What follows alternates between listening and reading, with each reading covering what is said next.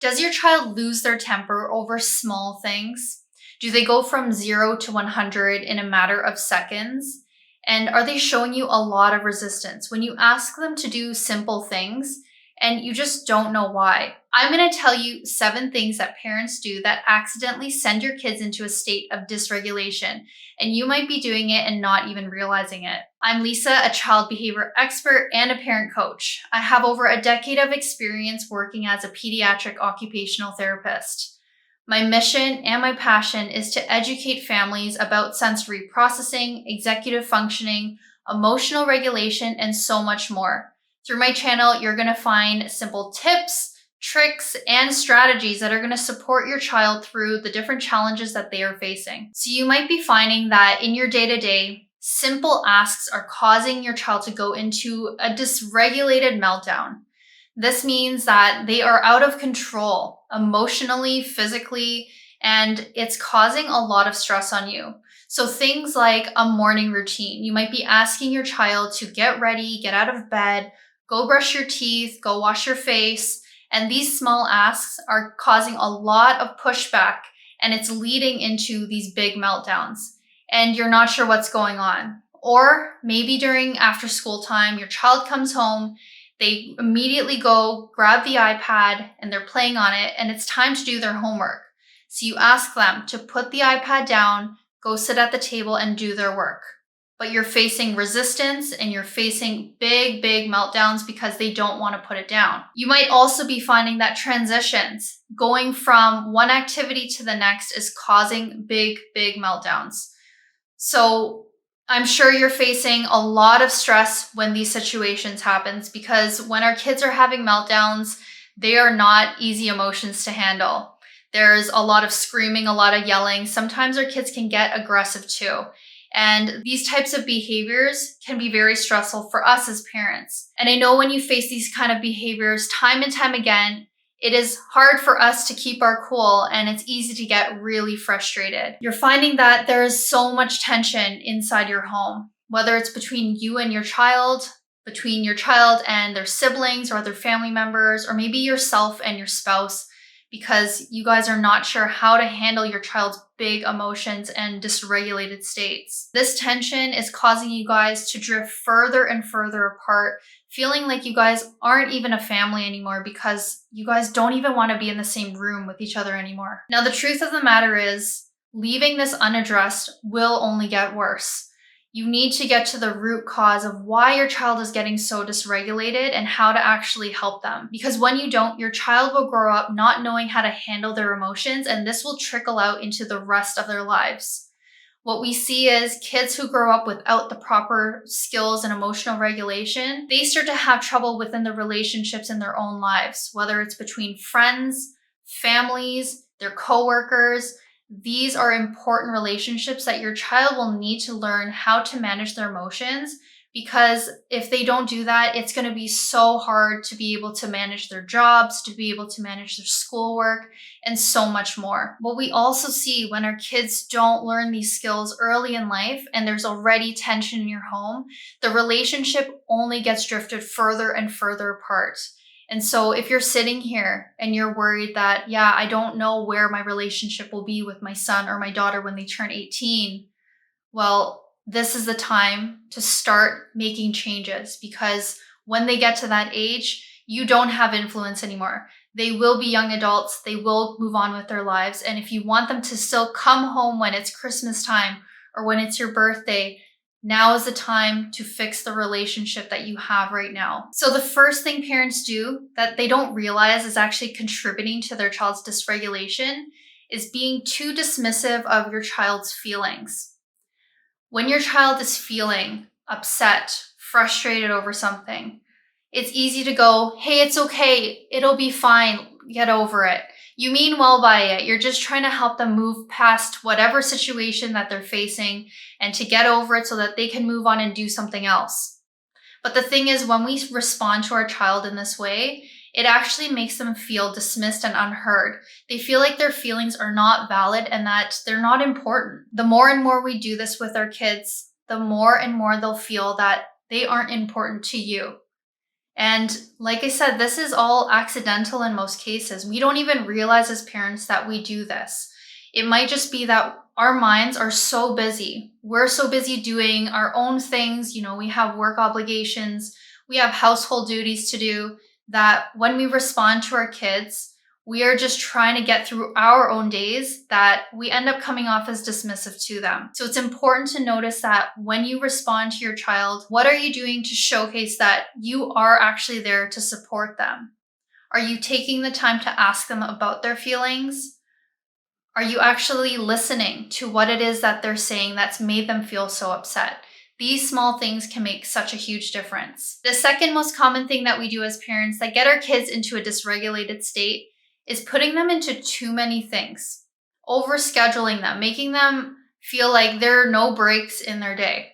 We might be picking them up from school, taking them to their first extracurricular, then they got to go grocery shopping with you. Then they got to come home, they got to unpack, they got to dress into their home clothes, they got to do their homework, they got to go have dinner. And the day just flies by, and there's no time for them to sit down and unwind and just be kids. Just sit and play and, get a little bored sometimes. These are the things that a child needs. But when we pack their days with too much stuff, it can be very overwhelming, and that can make our kids get really dysregulated. So it's important to really evaluate, how is your child's day? What are you pushing them to do? Is it necessary that you're getting them to go from one thing to the next with you? Or can we slow things down for them? Can we get them to have small breaks within their day where they can actually just do things that they want to do, things that they can relax and just enjoy and feel calm? So make sure you're not overtiring your child and allow them to have those breaks when they need it. The third thing that parents do unknowingly that might be adding to your child's dysregulation is making things too complicated for them. So sometimes when we're really busy and we are on the go, we need to get stuff done. And we're trying to direct our child to get something done too. We might be saying, all right, get your shoes, get your coat, don't forget your backpack. Oh, remember, I put your lunch over there, and your water bottle, it's sitting over there. And don't forget to brush your hair, right? We're trying to tell them too many things. It might be just too much, too complicated for their little brains to process. And that right there, all that information can be overwhelming to them and cause them to go into a state of dysregulation. For our kids who struggle with executive functioning, it's hard for them to process information. It's hard for them to remember certain instructions. If we overcomplicate things, it makes it really, really stressful for them. So simplifying is the key to helping your child not get into a state of dysregulation. Give 1 or 2 instructions to them. If you give them small instructions, small to-dos at a time, it feels less overwhelming and they're less likely to get into a state of dysregulation. Number 4 is over or under stimulation. So maybe in some cases, we are pulling our kids into situations where they are getting way too overstimulated. Here's a good example. You might have an event happening where you're going to be with your family. You're having a family party. Maybe it's a Thanksgiving party. Maybe it's Christmas time, and you're all going to get together. But this kind of environment feels very overstimulating for your child. And your child is getting irritated because of the loud noises. There's just too many people, so many people in their space. And then you go up to them and you ask them to, go get you something from the table, and that just throws them over the edge and they have a big epic meltdown in the middle of your family party. These situations we unknowingly added to our child's dysregulation, knowing that our child is sensitive and that these types of environments tend to overstimulate them, but yet we are encouraging them to come to these types of parties. Well, these are things that we may need to start making adjustments on our end as parents. Right? Do we need to bring our kids when we know that they get overstimulated and we know that these types of parties tend to end in big meltdowns and you leaving early? What are some different ways to support your child and help them manage the overstimulation?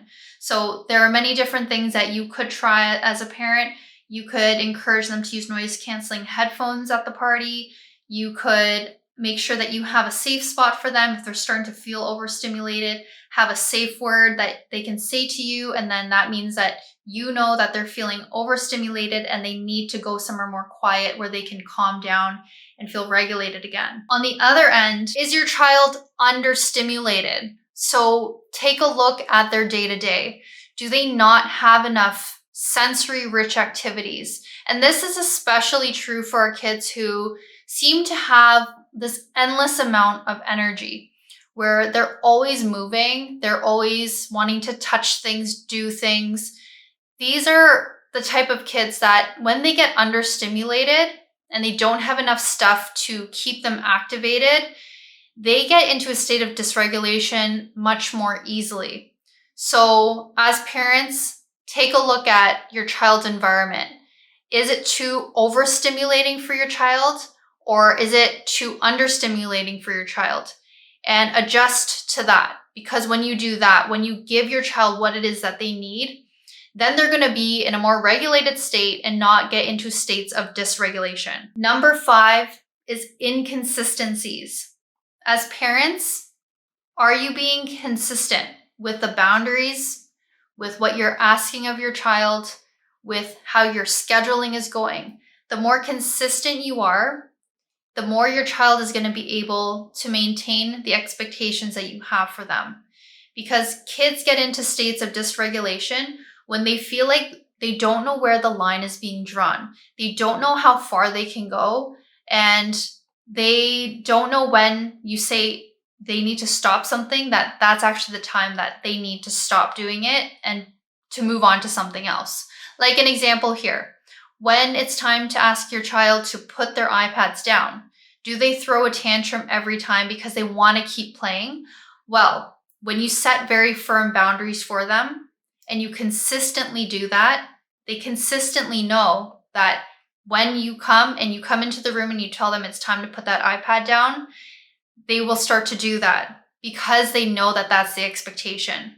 Kids do need expectations. They do need firm boundaries to help their brains consolidate everything, organize everything so that they can follow it. The more inconsistencies there are, the harder it is for them to follow what's going on and follow the expectation. Number 6, allowing too much screen time. When we let our kids freely use their screens and have no boundaries over that, the screens start to control them. And this is where they start to lose control of their own emotions.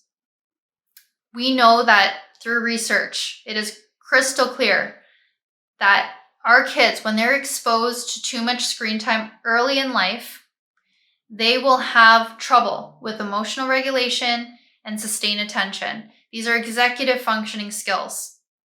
So we need to make sure that our kids are not excessively exposed to too much screen time and that they need to have an appropriate amount of screen time and make sure that there are firm boundaries around screen time use. Because when we let it get out of control, our kids get out of control too. So as parents, if you have not set the right boundaries, and you yourself too, how are you using your own screens?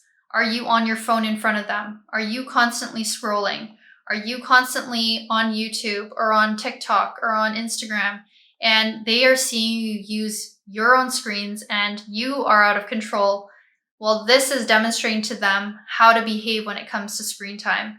And this puts them into states of dysregulation, right? We see it all the time. When kids are super hyper-focused on their screens and it's time to take it away, it leads into these big, full-blown meltdowns, and it's hard to control them. So you need to gain control over their screen time use. Make sure you set those right boundaries. Finally, number 7, this is probably the most important point of what we do as parents and how it influences our child to get into a state of dysregulation, is when we lose control of our own emotions. So when our kids are in the middle of a big epic tantrum, how do you respond in that moment? Do you lose your cool too? Do you get pulled into that tantrum and you start yelling back at them? You start becoming argumentative with them. This is not helping them, and this is actually keeping them in a state of dysregulation for longer, and it's teaching them the wrong things about emotional regulation. By gaining control of your own emotion in that moment, you are creating a calm, stable environment. And this is actually what we call co-regulation. Your child is going to feel your energy, your calmness, and that's going to help them get back into a place of calm themselves. Your child's emotional regulation skills can be better, but you first have to acknowledge what is not serving them and support them. Support them in these areas that will promote their emotional regulation skills. These were my 7 ways on how parents are accidentally causing their child to go into states of dysregulation. If you've liked this video, please like and subscribe to my channel. You can also follow me on Instagram at Lisa Parent Coach. And at the end of this month, I will be releasing my brand new course all on emotional regulation. So if you are struggling with your child's emotional regulation skills, they are facing a lot of tantrums, big meltdowns, sensory meltdowns, and if they are struggling with managing their explosive behaviors and are becoming aggressive with you, this is the course to take. I will explain to you why exactly your child is behaving the way they are, and also offer you the right strategies, the right tools that are going to help your child build emotional regulation skills. So stay tuned for that. It's coming out on Black Friday. Thanks for watching, and see you in the next one.